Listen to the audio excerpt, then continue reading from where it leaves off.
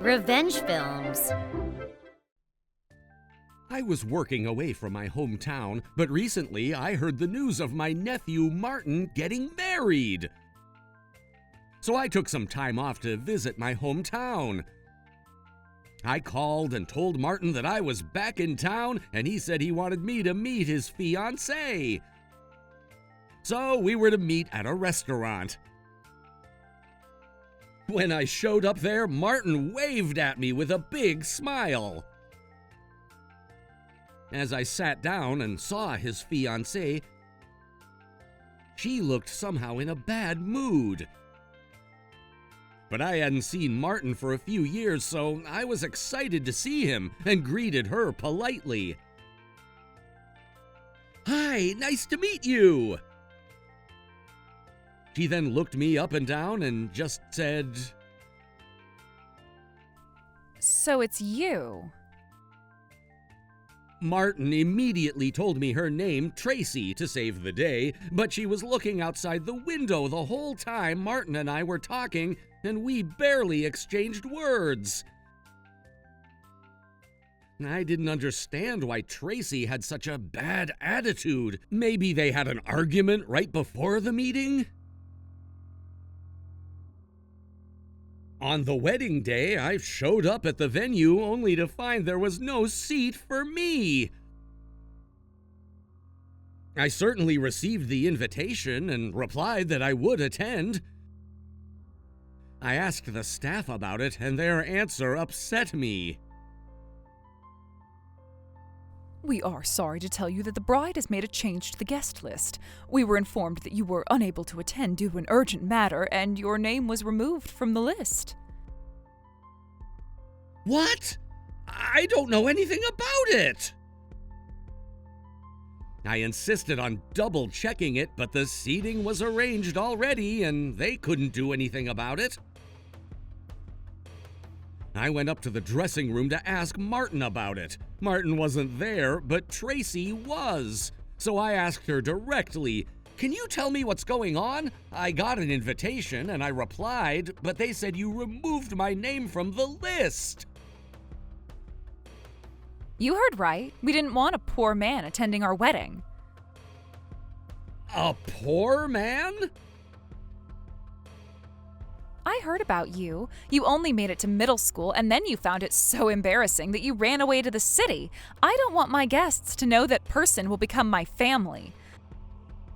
I'm sure you're aware that my husband works for a well-known company, and many of our guests are high-profile people. I'm sorry, but you don't belong here. I'd like you to leave." I'll explain this to Martin. He didn't want to invite you either, who are middle school grads, but he couldn't bring it up, so I made it easier for him. I was shocked to hear her blunt words, but there was no seat for me anyway, so I was going to leave. As I was about to step out of the dressing room, Martin found me and came up to me with a big smile. "Uncle Aaron, you're here! Thank you for coming!" "Actually, I'm about to leave." "Oh, why? Do you have to be at work?"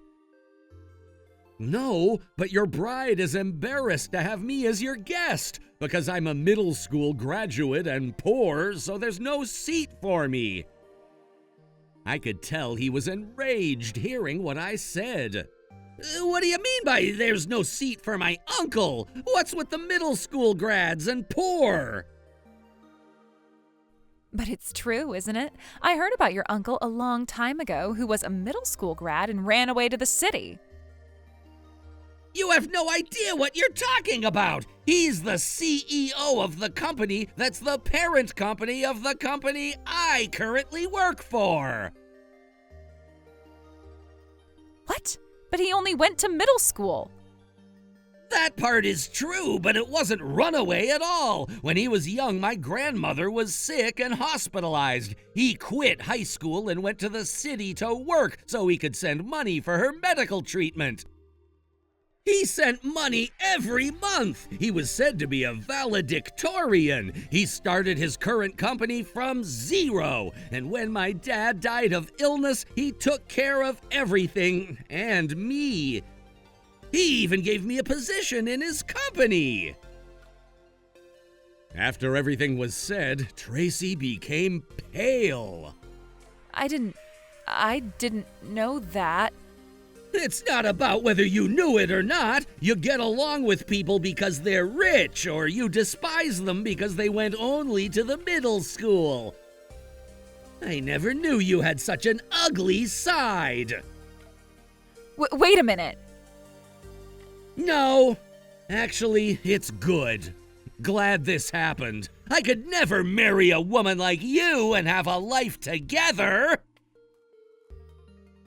And Martin broke off the engagement right then and there. I was resentful of her too, but I didn't think that was a very good solution on the very day of the wedding. I tried to talk him out of it and told him to calm down. But there was nothing to change his mind, and the wedding was off after all. Tracy begged him to reconsider while crying, but it's not me who you want to apologize to. You disgust me. And he just left her behind.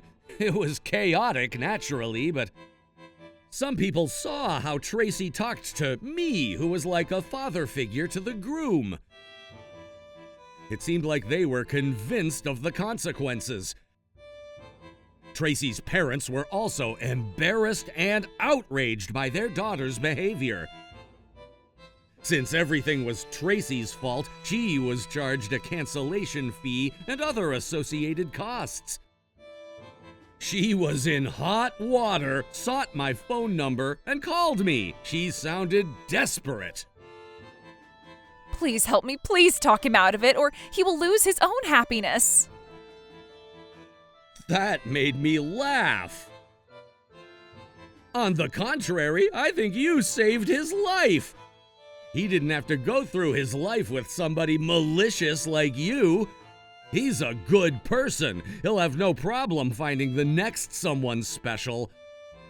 Oh, and I have no relation with you any longer, so please know that I will block you. She was yelling back at me, but I didn't care. Later, I heard that she was hoping the guests would bring in extra as wedding gifts by showing off in her wedding dress. But they actually demanded compensation for travel expenses and beauty salon fees. The cancellation fee for the wedding venue on the day was 100%. Since she was the one who caused all of this, her parents didn't help her a penny. They rather wanted nothing to do with her after they were embarrassed in the crowd, and I don't blame them. Just as I thought, Martin met somebody special and got married 3 years later. I sure found my seat at the wedding this time. It was the best seat in the front where I could see the happy couple up close. How was today's video? If you enjoyed it, please subscribe, like, and leave a comment. Stay tuned for more.